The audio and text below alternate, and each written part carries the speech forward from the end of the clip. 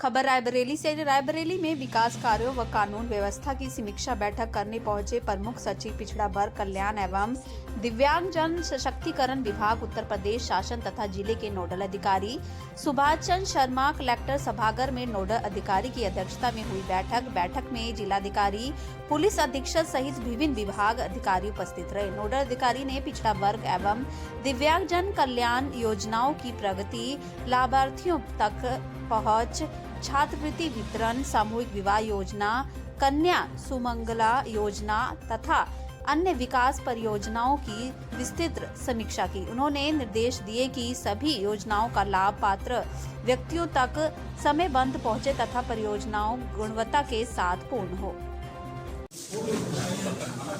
देखिए, मुझे शासन ने रायबरेली जनपद के नोडल अधिकारी का दायित्व सौंपा है। इससे ठीक पहले तक मैं रामपुर जनपद में था। हम लोगों को निर्देश ये दिए जाते हैं कि जनपद के माननीय जो प्रभारी मंत्री हैं उनके द्वारा समय समय पर किए गए निरीक्षणों की आख्याओं का हम कंप्लायंस सुनिश्चित करवाएं, अनुपालन आख्या तैयार कराएं। सीधे जो संबंधित विभाग हैं जिससे संबंधित कोई बिंदु होता है उस पर चर्चा हो, कोई समस्या होती है तो उसका समाधान भी कराते हैं। इसमें माननीय राकेश सचान जी जो रायबरेली जनपद के प्रभारी मंत्री जी हैं उनके द्वारा पिछले महीनों में निरीक्षण किए गए हैं, उन पर आज हमने समीक्षा की। एक एक करके इनको टेकअप किया गया है। अधिकांश बिंदुओं पर कार्रवाइयाँ हो गई हैं। कुछ ऐसे बिंदु भी नज़र आए जो धनराशि के अभाव में या उसमें कोई पॉलिसी निर्णय होता है उसके कारण से वो काम पूरा नहीं हुआ है। उसके लिए मैंने टाइम भी निर्धारित किया है कि आपको कोई काम कितने दिनों में पूरा कर लेना है। जैसे एक मनरेगा से संबंधित था तो जो सामग्री अंश है वो काफ़ी दिनों से अभी प्राप्त नहीं हुई है, उसके लिए लगातार कोशिश की जा रही है।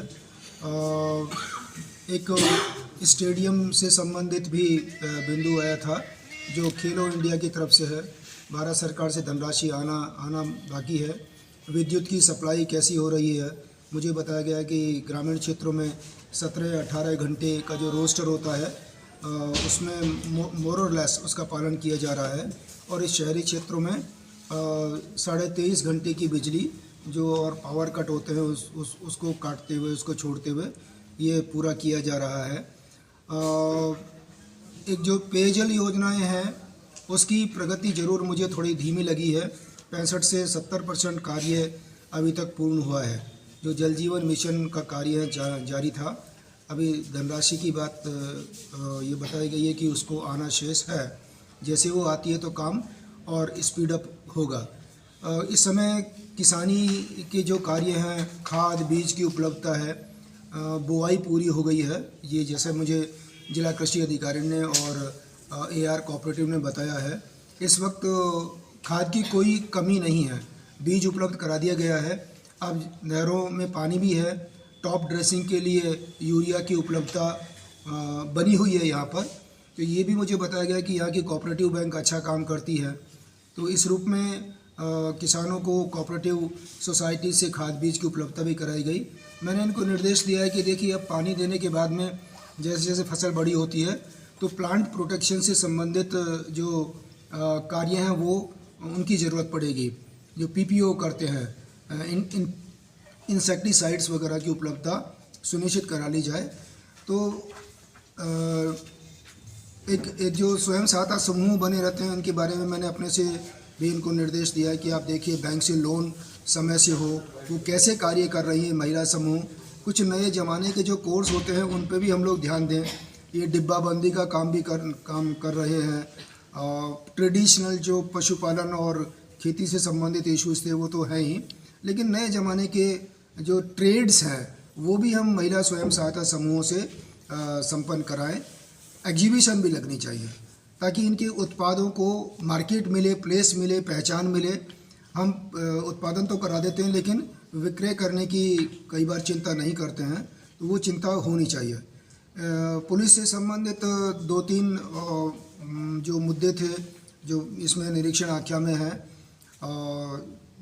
अपराधों में जो स्थिति थी उसमें काफ़ी अब सुधार हुआ है।